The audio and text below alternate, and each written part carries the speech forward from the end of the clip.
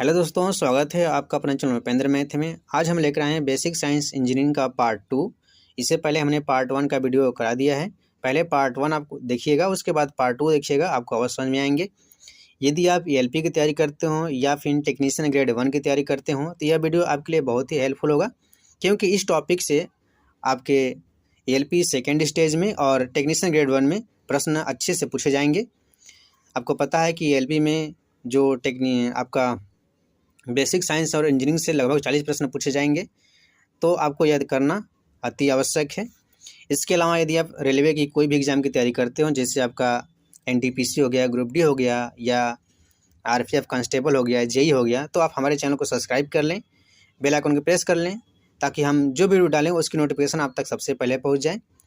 हम सभी के लिए साइंस के प्रैक्टिस सेट करा रहे हैं। आपको पता है कि रेलवे के एग्ज़ाम के लिए साइंस से लगभग 25 से 30 नंबर के क्वेश्चन पूछे जाते हैं, इसलिए आप हमारे चैनल से जुड़ जाएं। हम आपकी कंप्लीट साइंस की तैयारी कराएंगे। तो चलिए देखते हैं बेसिक साइंस में किस प्रकार से प्रश्न पूछे जाते हैं, उन प्रश्नों को देख लेते हैं। यदि आपको क्वेश्चन में कोई डाउट है तो हमें कमेंट सेक्शन में ज़रूर कमेंट करिएगा, और यदि बेसिक साइंस का आपको थ्योरी चाहिए तो हमें कमेंट करके बताइएगा, हम उसका थ्योरी भी करा देंगे। तो चलिए स्टार्ट करते हैं आज का पहला क्वेश्चन। पहला है आपका, ऊष्मीय चालकता की इकाई डैश होती है। तो याद रखिएगा, ऊष्मीय चालकता की जो इकाई होती है वो आपका होता है जूल प्रति सेकेंड प्रति मीटर प्रति केल्विन होता है। जूल प्रति सेकेंड प्रति मीटर प्रति केल्विन होता है, और इसे हम वाट प्रति मीटर प्रति केल्विन भी कहते हैं। इसे भी याद रखिएगा। जो आपकी ऊष्मीय चालकता है वो अदिश राशि है, ठीक है, इसे याद रखना है। देखिए, ऊष्मीय चालकता क्या है? यह पदार्थ का वह गुण है कि उसमें कितना आसानी से ऊष्मा का प्रवाह हो रहा है, वही क्या है, ऊष्मीय चालकता है। तो याद रखिएगा, जो आपका चांदी है,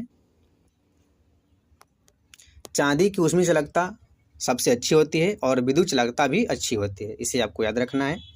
अब हम चलते हैं अगले प्रश्न की ओर। अगला प्रश्न हमारा है, प्रश्न है, निम्नलिखित में से उस पदार्थ की पहचान करें जिसकी विशिष्ट ऊष्माधारिता उच्चतम होती है। ऑप्शन ए है आपका केरोसिन, बी है आपका एल्युमिनियम, सी है पानी, और डी है आपका बर्फ। याद रखिएगा, जो आपकी पानी है उसकी विशिष्ट ऊष्माधारिता सबसे ज़्यादा होती है। तो याद रखिएगा, इसकी विशिष्ट ऊष्माधारिता आपका होती है 4.18 जूल प्रति ग्राम। इसे याद रखना है आपका। अब हम अगले प्रश्न को चलते हैं। यदि आपको वीडियो पसंद आया तो वीडियो को लाइक, शेयर और चैनल को सब्सक्राइब जरूर करिएगा, और साथ में कमेंट करिएगा कि आपने कितना सही किया। अगला प्रश्न है हमारा, बर्फ की स्थिति से पानी की स्थिति में परिवर्तन डैश की वजह से होता है। ऑप्शन है आपका, तापमान में वृद्धि से होता है, ऊष्मा के अवशोषण से होता है, या ऊष्मा के उत्सर्जन से होता है, या तापमान में कमी से होता है। तो जो आपका ये बर्फ़ है, और बर्फ़ का टुकड़ा जब आपका वाटर में कन्वर्ट होगा तो याद रखिएगा उस समय ऊष्मा का अवशोषण होगा, यानी कि उसको ऊष्मा में कमी होगा, ठीक है। तो इस प्रश्न का उत्तर ऑप्शन बी हो जाएगा, याद रखिएगा। अगला प्रश्न है आपका, उबलते जल अथवा जल की वाष्प जिसका तापक्रम अधिक होता है। उबलते जल अथवा जल वाष्प किसका तापक्रम अधिक होता है, आपको बताना है। तो चाहे आपका क्या हो, ये हॉट वाटर हो, यानी कि उबलता हुआ जल,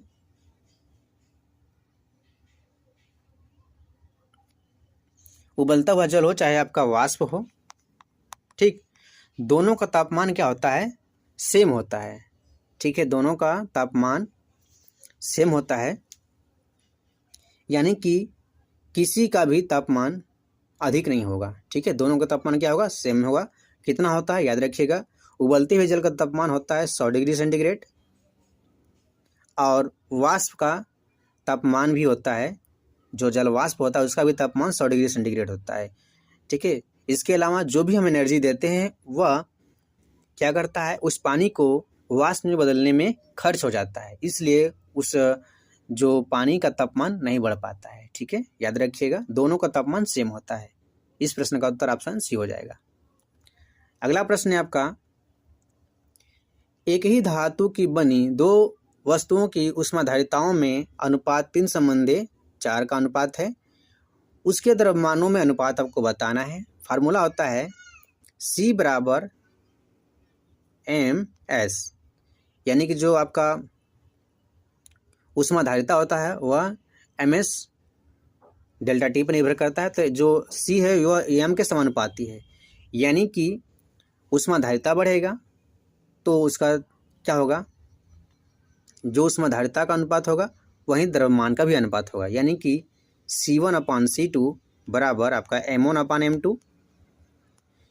इस आधार पे आपका C1/C2 कितना है, 3/4 है, यानी 3/4 है। तो उसी प्रकार से यह भी 3/4 हो जाएगा, यानी कि इसका उत्तर 3/4 यानी कि ऑप्शन ए सही उत्तर हो जाएगा, याद रखिएगा। अगला प्रश्न है आपका, निम्नलिखित में से किस उपकरण का उपयोग अपेक्षाकृत उच्च तापमान को मापने के लिए किया जाता है। तो याद रखिएगा, ऑप्शन ए है एमीटर, बी है फ्लक्स मीटर, सी है पायरोमीटर और डी है बोलोमीटर। तो इस प्रश्न का उत्तर आपका हो जाएगा पायरोमीटर, यानी कि पायरोमीटर का उपयोग हम उच्च तापमान को मापने में करते हैं। जो अमीटर है इससे हम विद्युत धारा को मापते हैं, और जो बोलोमीटर है वह ऊष्मा के विकिरण को मापता है, याद रखिएगा। फ्लक्स मीटर क्या करता है, वह चुंबकीय फ्लक्स को मापता है। अगला प्रश्न है आपका, ज्वाला 3 भागों से बनी होती है, अंतरम भाग, मध्य भाग और बाहरी भाग। तो अंतरम भाग काला क्यों होता है, याद रखिएगा। जो ज्वाला होती है आपकी, जो ज्वाला होती है वो आपके 3 भाग से मिलकर बनी है। तो जो अंतरम भाग होता है क्या होता है कि उसका अपूर्ण दहन होता है, इसलिए क्या होता है कि वह काला होता है, यानी कि ऑप्शन सी इसका सही उत्तर हो जाएगा, याद रखिएगा। किसी को जलने के लिए किसकी आवश्यकता होती है, आपके ऑक्सीजन की आवश्यकता होती है, ठीक है। और कार्बन डाइऑक्साइड क्या करता है, यह आग को बुझाने का कार्य करता है। अगला प्रश्न है आपका, किस तापमान पर पानी का घनत्व अधिकतम होता है। तो याद रखिएगा, आपका 4 डिग्री सेंटीग्रेड पर जो पानी का घनत्व है, क्या होगा, अधिकतम होगा, और जो आपका आयतन होगा न्यूनतम होगा। उसी प्रकार से आपका 0 डिग्री सेंटीग्रेड पे जो पानी का आयतन है वह अधिकतम होगा, लेकिन घनत्व तो क्या होगा, कम होगा, इसे याद रखना है। तो 4 डिग्री सेंटीग्रेड जिसको हम केल्विन में बदलेंगे तो 273 में 4 जोड़ देंगे, 273 4 277 हो जाएगा, यानी कि ऑप्शन डी इसका सही उत्तर हो जाएगा। 277 केल्विन पे क्या होगा, पानी घनत्व तो अधिकतम होगा। अगला प्रश्न है आपका प्रश्न है, सूर्य पृथ्वी को डैश के माध्यम से गर्म करता है। ऑप्शन ए है संवहन, बी है विकिरण, सी है चालन और डी है विखंडन। याद रखिएगा, जो सूर्य है वह पृथ्वी को विकिरण के माध्यम से गर्म करता है। विकिरण यानी कि किसी भी वस्तु को गर्म करने के लिए डायरेक्ट क्या हो, संपर्क ना हो, ठीक है। यह क्या है, आपका सूर्य है और आपका पृथ्वी है, तो क्या किससे माध्यम से गर्म होता है, यह विकिरण के माध्यम से गर्म होता है, ठीक है। इनके बीच में कोई डायरेक्ट संपर्क नहीं है, ठीक है। संवहन किस में होता है, संवहन आपका गैस में और द्रव में क्या होता है, संवहन होता है। चालन आपका ठोस में होता है, ठीक है, इसे याद रखिएगा। अगला प्रश्न है आपका, प्रश्न है, भौतिकी के उस नियम का नाम बताइए जो बताता है कि सभी गैसों के समान आयतन में ताप और दाब की समान परिस्थितियों में समान संख्या में अणु होते हैं। जैसे आपके पास क्या है, कोई 2 पदार्थ है, ए हो गया बी हो गया, इनका जो वैल्यूम है क्या है, समान है। जब टेम्परेचर क्या हो, यानी कि ताप और दाब क्या हो, दोनों समान हो, दोनों क्या हो, समान हो, तो उनमें अणुओं की संख्या क्या होगी, समान होगी। यह नियम किसने बताया था, अवोगाद्रो ने बताया था, जिसे हम 1 मोल कहते हैं। क्या कहते हैं, 1 मोल, याद रखिएगा, 1 मोल कहते हैं। 1 मोल बराबर आपका होता है 6.023 × 10⁻³ 23। ठीक है, इसे याद रखिएगा। यह पूछा जाता है कि 1 मोल बराबर कितना होता है, तो 6.023 × 10⁻23। इसे हम एवोगाद्रो संख्या भी कहते हैं। ठीक है, याद रखिएगा।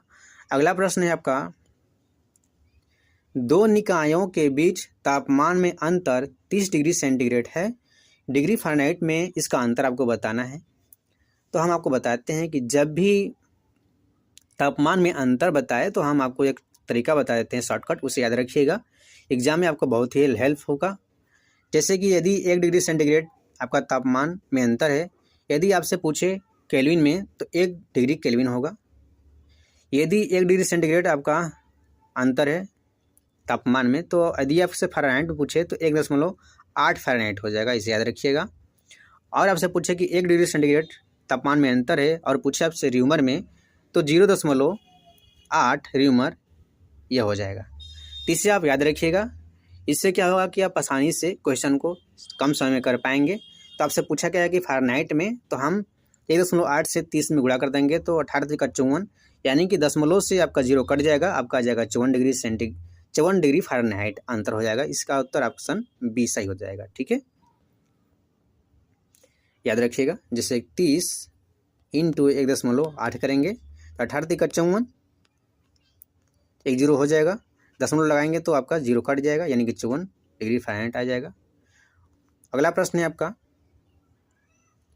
ऊष्मीय ऊर्जा की 1 कैलोरी यांत्रिक ऊर्जा के लगभग डैश जूल के बराबर होता है। ऑप्शन आपके सामने है। प्रश्न है कि ऊष्मीय ऊर्जा की 1 कैलोरी यांत्रिक ऊर्जा के लगभग बराबर होता है, तो कितने जूल के बराबर होता है, तो याद रखिएगा 1 कैलोरी बराबर आपको होता है 4.18 जूल। ठीक, जिसे हम 4.2 जूल भी कहते हैं, यानी कि ऑप्शन सी इसका सही उत्तर हो जाएगा। अगला प्रश्न है, फ़ारेनहाइट एवं केल्विन स्केलों का समरूप पाठ्यांक आपको बताना है। तो देखिए, इसको याद रखिएगा। जब आपसे फ़ारेनहाइट और केल्विन पूछे तो याद रखिएगा 574 डिग्री जो होता है, यह फ़ारेनहाइट और केल्विन दोनों पर बराबर होता है। -40 डिग्री सेंटीग्रेड पर क्या होता है कि फ़ारेनहाइट और सेंटीग्रेड पैमाना बराबर होता है, इसे याद रखिएगा। इसको निकालना हो तो फार्मूला आपका होता है C/5 = F - 32/9 = K - 273/5। अगला प्रश्न है, जब किसी वस्तु को ठंडा किया जाता है तो उसके अणुओं की ऊर्जा में वृद्धि होगी या फिर चाल घट जाएगी, या उसका द्रव्यमान बढ़ जाता है या भार बढ़ जाता है। तो याद रखिएगा, जब किसी वस्तु को हम ठंडा करेंगे तो उसकी चाल क्या होगी, उसकी चाल जो होगी वह घट जाएगी। ठीक है, याद रखिएगा, यानी कि ऑप्शन बी इसका सही उत्तर हो जाएगा। अगला प्रश्न है, निम्न में से किस थर्मामीटर द्वारा न्यूनतम तापमान मापा जा सकता है। तो हम देख लेते हैं। पारा का जो न्यूनतम टेम्परेचर होता है वह होता है -40 डिग्री सेंटीग्रेड। क्या होगा, मिनिमम होगा। ठीक, मैक्सिमम क्या हो जाएगा आपका 350 डिग्री सेंटीग्रेड, यह मैक्स हो जाएगा। उसी प्रकार से आपका एल्कोहल का होता है 78 डिग्री सेंटीग्रेड, मैक्स हो जाएगा। और आपका मिनिमम जो होगा -112 डिग्री सेंटीग्रेड, यह मिनिमम हो जाएगा। तो यानी कि हम न्यूनतम तापमान किससे माप सकते हैं, तो हम एल्कोहल थर्मामीटर से माप सकते हैं, यानी कि इसका उत्तर ऑप्शन बी हो जाएगा। और पानी थर्मामीटर से क्या होता है, इसका जो मिनिमम टेम्परेचर होता है वह 0 डिग्री सेंटीग्रेड और मैक्सिमम जो होता है आपका 100 डिग्री सेंटीग्रेड। ठीक, इसे याद रखिएगा। अगला प्रश्न है, किसी ताप पर O2 तथा H2 के अणुओं के वर्ग माध्य मूल वेगों को अनुपात आपको बताना है। फार्मूला होता है VRMS बराबर होता है √3RT/m। ठीक, यानी कि आपको VO2/VH2 आपको बताना है। तो कितना हो जाएगा अंडर रूट में आपका हो जाएगा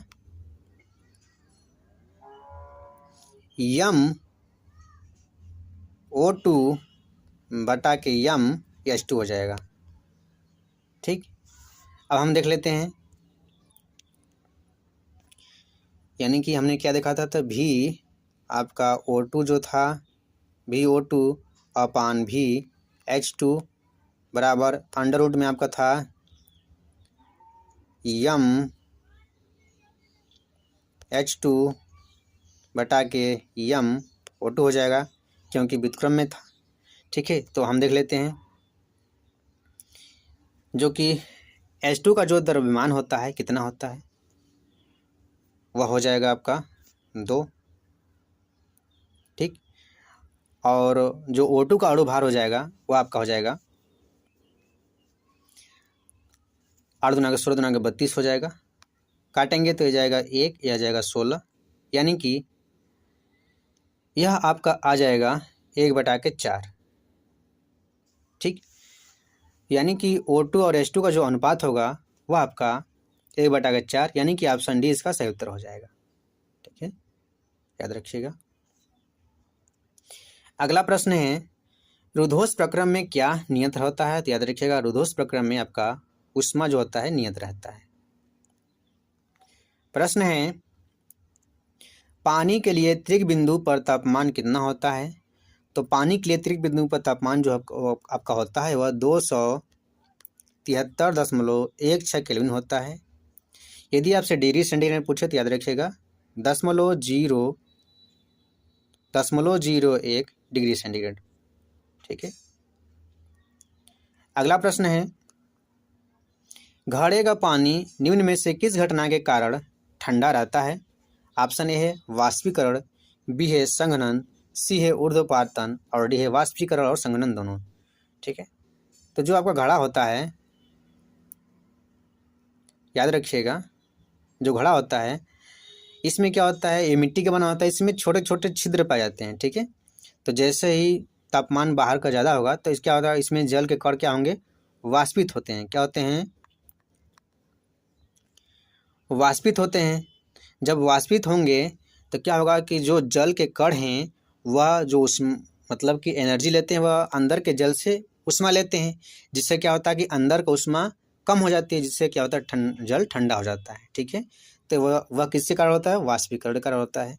संघनन में क्या होता है कि जल वाष्प का बूंदों में बदलना क्या कहलाता है, संघनन कहलाता है, इसे याद रखिएगा। ऊर्ध्वपातन क्या होता है, कोई पदार्थ ठोस से सीधे गैस में बदल जाए उसे हम कहते हैं ऊर्ध्वपातन, जैसे आपका कपूर हो गया, क्या है, ऊर्ध्वपातन पदार्थ है। ठीक है, अगला प्रश्न है आपका, दिल्ली में जल का क्वथनांक 100 डिग्री सेंटीग्रेड है, तब मसूरी में जल का क्वथनांक क्या होगा? देखिए, दिल्ली में जो जल का क्वथनांक है 100 डिग्री सेंटीग्रेड है, यानी कि यह समतल भूमि है। मसूरी क्या है, पहाड़ी इलाका है। तो जैसे जैसे हम ऊपर जाएंगे, ठीक है, तो वायुमंडलीय दाब क्या होता है, कम होता है। जब वायुमंडलीय दाब कम होगा तो जल क्वथनांक भी क्या होगा, कम होगा। इसका मतलब कि वहाँ पे जल क्वथनांक 100 डिग्री से कम ही हो जाएगा। ठीक है, यही कारण है कि पहाड़ों पर भोजन पकाने में समय लगता है। ठीक है, इस प्रश्न का उत्तर ऑप्शन ए हो जाएगा। यानी कि ऊंचाई बढ़ने के साथ क्या होता है, आपका वायुमंडलीय दाब कम होता है। वायुमंडलीय दाब कम होता है, जिसकी वजह से क्या होता है कि जल क्वथनांक भी कम हो जाता है। तो इस प्रश्न का उत्तर ऑप्शन ए सही उत्तर हो जाएगा। ठीक है, तो दोस्तों आज का हमारा क्वेश्चन कंप्लीट हुआ। यदि आपको वीडियो पसंद आया हो तो वीडियो को लाइक, शेयर और चैनल को सब्सक्राइब जरूर करें। यदि आपको इसका थ्योरी चाहिए तो हमें कमेंट करके ज़रूर बताएं, हम इसका थ्योरी भी कंप्लीट कराएंगे। तो आज के लिए धन्यवाद।